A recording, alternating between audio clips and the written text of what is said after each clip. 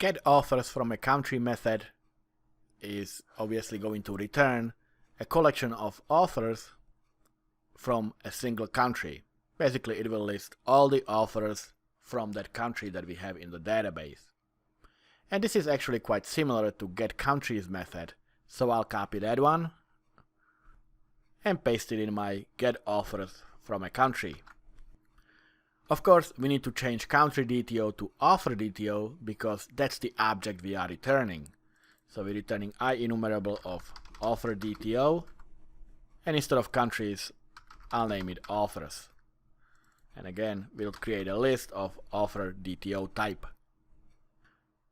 And finally, we need to edit the URI, and for this call, the URI is countries/countryid/authors.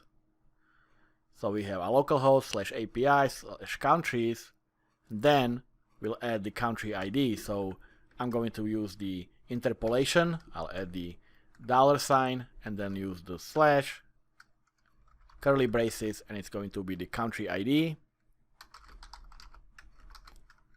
And after that, /authors. And this is it. Quick and simple.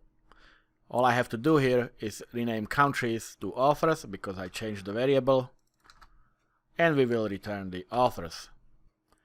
And of course, this is complaining here because we still have the list as country DTO. It's supposed to be now authors DTO that we will be reading from the content and returning.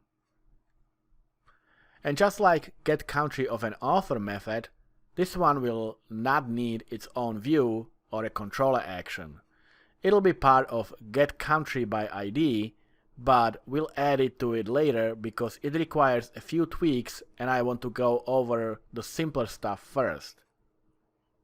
So we will stay in the countries controller to implement this method, but a little later. For now, let's just practice what we actually learned. And to do that, we can move on to the categories repository, and I think it's time for your homework.